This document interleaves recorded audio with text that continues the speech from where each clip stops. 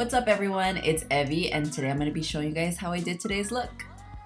So I'm starting off skin prep by just cleansing the skin. I'm just using good old Neutrogena wipes. This step right here is just going to ensure that any previous makeup is completely removed and her skin is ready for a full glam. So for moisturizer, I'm going in with the Embryo Elise moisturizer. I'm just applying this all over her face. If you notice, I'm kind of going in with a lot because I saw that when I applied a thin layer initially, her skin was really absorbing it, which to me showed kind of signs of like surface dryness. So I was just like, you know what, let's go ham. Let's make sure that this full face looks good. I always tell people you can never go wrong with overhydrating. It's when you don't hydrate enough that the makeup just doesn't sit very nicely. After moisturizer, I always love going in with a spritz of Fix Plus. I just feel like it really refreshes the skin. So now I'm just going in with the One Size Secure the Blur under eye patches. These are great to just leave on while you're working on eyeshadow. This is really going to ensure that her under eyes stay hydrated, so when I go in with layers of concealer and powder, her under eyes won't look dry or creepy. Let's start the eyes by priming. I'm just going in with a cream primer all over the lid, and I always make sure to tap down on it with a synthetic brush. You never want to have patches in your primer or else you're going to have patches in your eyeshadow. I don't know, maybe it's just me, but when I don't do this step, I just don't feel like my eyeshadow looks as seamless or blended as I want it to be. Let's get into this eye look. So I'm going to be using the shade Taupe of the Game from the One Size Visionary palette, and I'm just applying this all over the crease with a fluffy brush. And I believe I'm using a Sigma E40 to blend this out. I will double check and put it in the description. But once I blend out that first layer, I'm gonna go in with two more shades, the shade Brownie and Soft Serve, just to kind of deepen up the crease, getting it ready to cut it. I feel like if you don't just deepen it up a little bit, once you cut the crease, it doesn't look as intense. It doesn't have that contrast that I like. And now the fun part, we're gonna cut the crease. I'm using the Icing Base by Glamlight in the shade Buttercream, and I'm just using a flat brush, going very gently, starting on the inner corner. I like to then bring it to the center. I try not to bring it any far out than the outer half, if that makes sense, just because I really want the focus to be on the inner corner of the eye. I find that when you cut that inner corner, that's what really opens up the eye. Not that she needs it, she has a great eye shape, but this is just a little trick that I've learned. And now I'm just setting the eyes with the shade Manila Sands and Mango from the One Size Visionary palette, just tapping it all over that area where we have the primer. And with a clean blending brush, I'm just going in on that outer corner and just blending out my shades so they just kind of marry together seamlessly. This is a very small step that just makes a huge difference, trust me. Getting into foundation, I'm using the NARS foundation in the shade Macao and Tahoe. I mixed the two together, and I believe I used the Sheer Glow line. Yes, I use Sheer Glow. So what I'm just doing is I'm applying it in sections and then blending it out.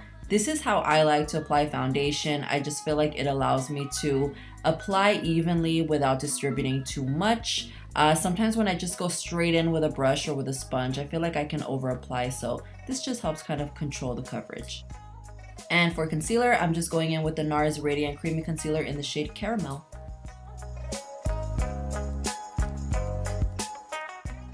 Once that concealer is applied, I like to go in with a flat synthetic brush and I just press it into the skin. This pretty much just blends it out, but by using a brush, I feel like you get the maximum coverage. You just have to be careful and work very slowly so that way you don't have any streaks, but if you're using a good quality brush, you really shouldn't get too many streaks under the eyes. Jumping into bronzer, I am using the shade Chocolate by Fenty.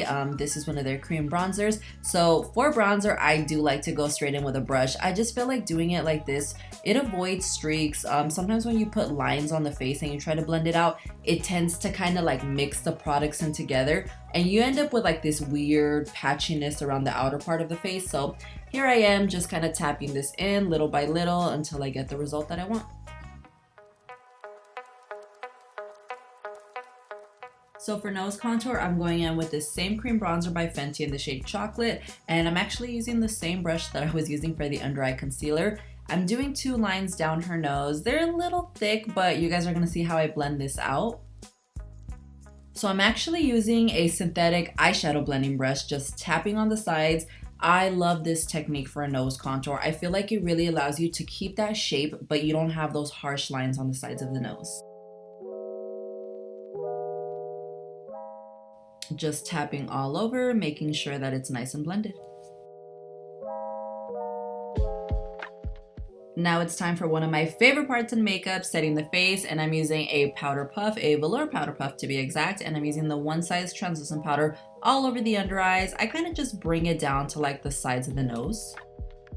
You always get the smoothest appearance when you use a powder puff. Now this isn't for every single person, but I would say confidently like 8 times out of 10, a powder puff is gonna give you the best result when you're setting. For the rest of the face, I'm going in with a little MAC Studio Fix powder, and I'm using a large but dense brush, if that makes sense. So you can see that I'm literally just packing this into the skin. I don't go back and forth because I don't want to disrupt the textures that I have laid down. So by just tapping this product in, we're maintaining that smooth appearance that we have, and we're doing the same thing with powder bronzer, just tapping it in. I'm using the powder bronzer by Fenty in the shade Thick Mint. Since this is a darker powder bronzer, I'm keeping it very high against her cheekbones, closer to the ear. And of course, to tap the product in, I'm using a synthetic angled brush. I love angled brush for the sides of the cheeks. You know, it's just not too big, not too small. Perfect brush to get that product in there. Once that powder bronzer is applied, I'm going to go in with a triangle wedge sponge, and I'm just going to apply a little bit of Dermablend Translucent. This is just more so to brighten. It doesn't really actually like set the under eyes. It just kind of creates that highlight and contour with powder effect.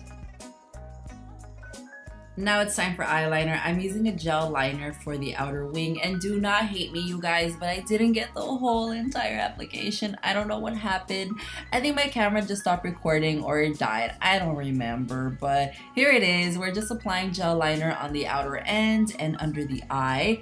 Just really kind of getting it on there. It doesn't have to be perfect because we're gonna smudge it out. But once I have it under the eye, I'm also gonna do a little connection to the inner corner to get that really nice kind of like fox cat eye effect. And the brush I'm using for this is actually from Michaels. It's just a very, very precise painter's brush. For mascara, I'm just using a light coat of waterproof black mascara on a disposable spoolie. So for lips, we're just doing a classic ombre lip. I decided to go in with a Morphe lipstick on the outer edges, so I'm just using this lipstick to line her lips. And it is a cream consistency, so it's very easy to line as long as you have a small lip brush. And I'm sorry, you guys, I am the worst at voiceovers because I don't remember this color, this lip shade, but I will definitely put it in the description. I just know it's by Morphe. And once that outer lip is applied, I'm just going in with a lighter shade on the center, also by Morphe as well. I want to say this one's called Bare It All, but I will make sure to put it in the description just in case. And of course, anytime that I do an ombre lip, I love to use a gloss on top. I just feel like the gloss, it adds that nice shine, but it also kind of marries the colors together, so it doesn't look like you didn't evenly blend out the two shades. And now I'm just going in with a small fluffy tapered blending brush all over the face. This is just to remove any of that baking powder that was sitting on top, making sure that any lines